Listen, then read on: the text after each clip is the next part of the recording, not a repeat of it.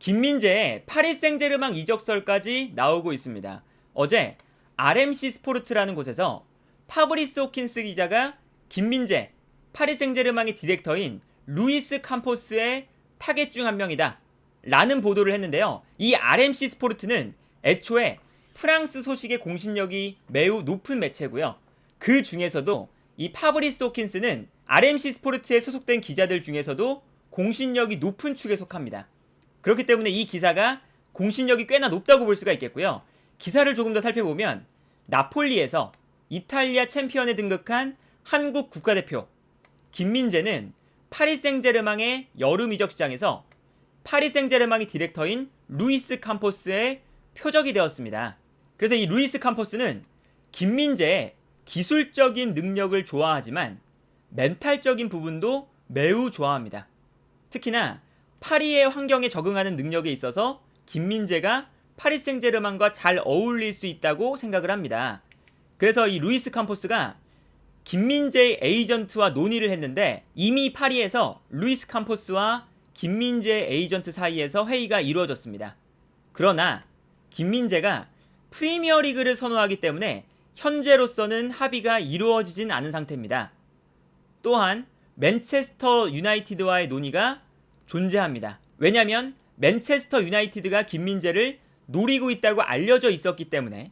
그러나 김민재는 맨유와는 아무런 관련이 없다고 이야기했습니다. 그리고 김민재는 맨유뿐만 아니라 다른 클럽들도 김민재의 정보를 계속해서 요청하고 있는 상태입니다. 그래서 이렇게 공신력 높은 매체에서 공신력 좋은 기자가 루이스 캄포스, 파리 생제르맹의 디렉터가 김민재에게 관심을 보이면서 실제로 김민재의 에이전트와 만났다 라는 이야기가 나오고 있는 건데요. 일단 파리 생제르맹의 스쿼드를 보면 현재 중앙 수비 라인에는 선수가 많은 상태이긴 합니다. 라모스, 마르키뉴스, 킴펜베, 다닐루, 그리고 무키엘레도 중앙 수비수로 뛸 수가 있죠. 많은 선수들이 중앙 수비수로 뛸 수 있는 상태예요. 그리고 일단 이 파리 생제르맹은 이 수비 라인보다는 이 공격 라인에 메시가 빠지고 그리고 이제 공격수들 중에 네이마르와 음바페만 남기 때문에 이 사이에서 조금 더 9번 공격수가 필요한 상태거든요. 그래서 일단 파리 생제르맹의 우선순위는 중앙 수비수는 아닙니다. 그리고 여기에 더해서 현재 인터밀란의 선수인 슈크리니아르가 이번 시즌을 끝으로 자유계약 선수가 되는데 이미 파리 생제르맹과 계약을 했다는 이야기가 많이 나오고 있죠. 심지어 이 선수가 이번 시즌 막판에 무릎 부상으로 시즌 아웃을 당했는데 무릎 수술을 파리 생제르맹의 팀 닥터가 있는 병원에서 받았어요. 그래서 이번 시즌이 끝나고 파리 생제르맹과의 계약이 이미 예정되어 있다 라는 것이 정말 거피셜급으로 지금 나오고 있기 때문에 무키엘레, 다닐루, 킴펜베, 마르키뉴스 그리고 슈크리니아르 일단 5명의 수비수와 그리고 라모스가 이번 시즌에 계약이 만료가 되는데 라모스와의 재계약 소식도 지금 나오고 있거든요. 그러다 보니까 중앙 수비수가 6명인 상태에서 김민재까지 추가되기에는 일단 파리 생제르맹은 공격수가 급하기 때문에 과연 김민재를 간절하게 노릴까? 라는 일단 의문이 들긴 하는데 사실 파리 생제르맹이 간다면 못 뛸 것도 없긴 합니다. 일단 파리 생제르맹이 포백을 쓴다면 중앙 수비수 라인에 라모스와 마르키뉴스가 있겠고요. 여기에 플러스 킴펜베, 무키엘레, 슈크리니아르 그리고 다닐루까지 거의 6명의 선수가 이 포백의 두 자리에 배치가 돼야 돼요. 너무 많죠? 물론 여기서 다닐루는 수비형 미드필더로도 뛸 수가 있고 그리고 라모스와 킴펜베는 부상이 워낙에 많은 선수들이고 하다 보니까 이제 중앙 수비수 중에서 부상과 이런 것들을 생각하면 약간의 자리가 있을 수는 있겠지만 어쨌든 포백을 쓴다고 하면 지금 현재 파리 생제르맹 내에서는 중앙 수비수가 너무 많거든요. 그런데 중요한 건 뭐냐면 다음 시즌 파리 생제르맹이 3백을 쓸 수 있다는 겁니다. 특히나 좌우 풀백으로 배치가 되어 있는 하키미와 멘데스 이 두 선수가 매우 공격적인 스타일의 풀백들이거든요. 그리고 이 두 선수가 신체적인 전성기의 나이에 있기 때문에 이 두 선수의 공격력을 다음 시즌의 파리 생제르맹은 분명히 활용하고 싶을 거예요. 그래서 실제로 이번 시즌에도 3백으로 나오는 경우가 굉장히 많고 그렇게 된다면 자연스럽게 파리 생제르맹이 포백이 아니라 3백을 활용하면서 다음 시즌 현재 유력한 수비 라인은 슈크리니아르, 마르키뉴스, 라모스 이 3백이 될 수가 있겠죠. 멘데스와 하키미가 공격적으로 올라가고요.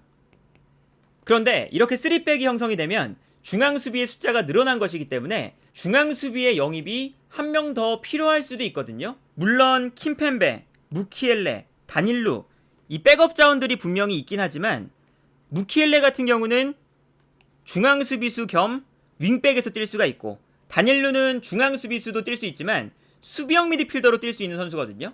그리고 여기에 더해서 아까 말씀드린 것처럼 라모스와 킴펜베는 부상이 많은 선수고요. 이렇게 생각하면 무키엘레와 다닐루를 다른 위치에서 라모스와 킴펜페는 부상이 많다.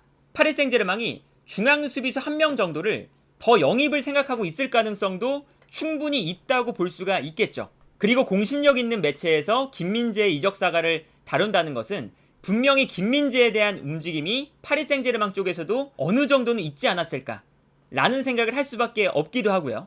그리고 애초에 지금 김민재가 파리 생제르맹의 중앙 수비수가 아무리 많다 한들 갔을 때 여기서 이제 문제가 되는 것은 파리 생제르맹이 중앙 수비수가 너무 많아서 수비에 대한 영입 생각이 없다 라는 게 문제인 거지, 김민재가 파리 생제르맹에 갔을 때 경쟁자가 많아서 주전으로 못 나온다 이런 걱정은 이번 시즌 김민재의 활약을 보면 당연히 할 필요가 없거든요.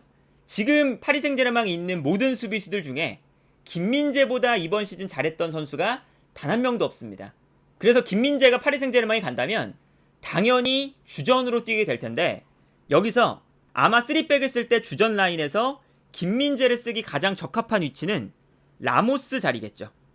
라모스가 아무래도 이제 나이가 많기 때문에 지금 재계약을 해도 어쨌든 주급도 좀 깎고 이제 커리어의 마지막을 준비하는 단계의 계약을 할 예정이거든요.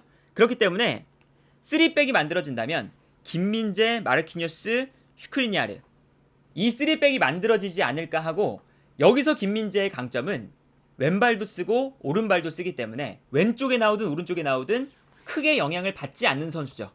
그래서 이제 왼발잡이 센터백이 킴펜베가 있긴 해요.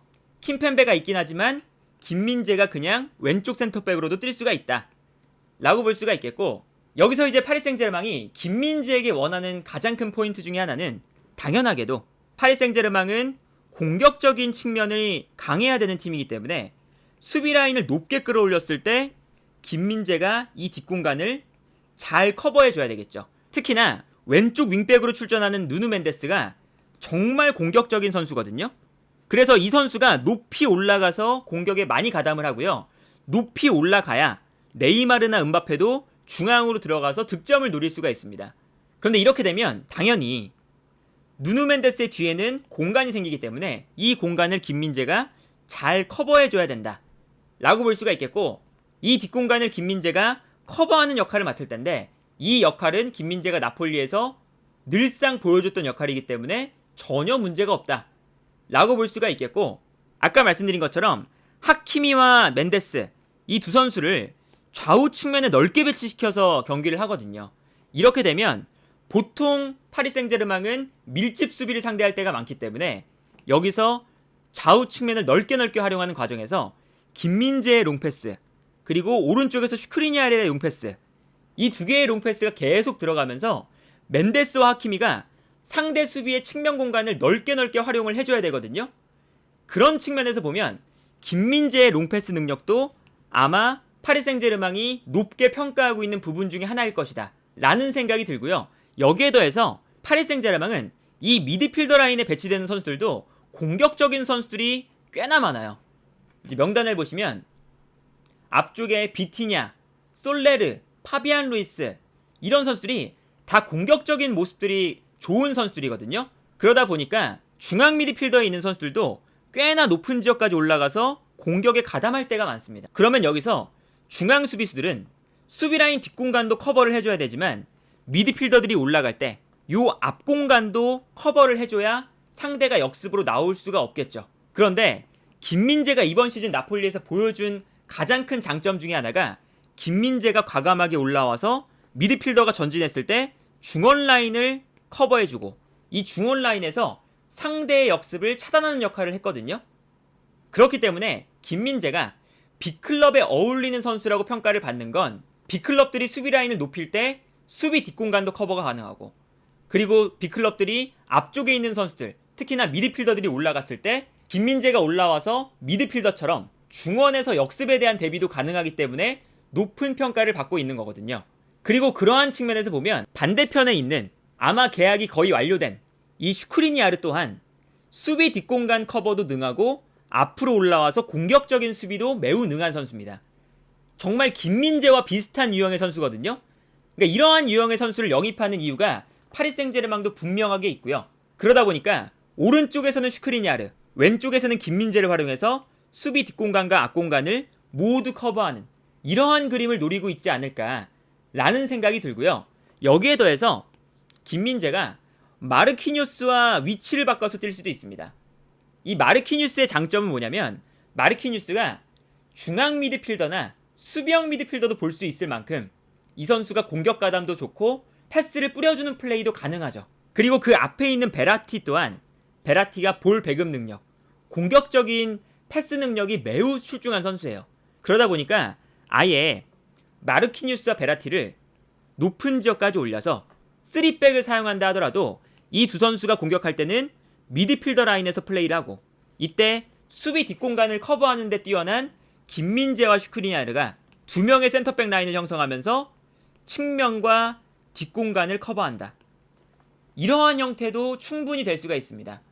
지금 파리 생제르맹의 스쿼드를 보면 언제나 파리 생제르맹에는 네이마르, 음바페를 중심으로 화려한 선수가 많기 때문에 늘상 공격적인 재능이 많은 선수들이 많거든요.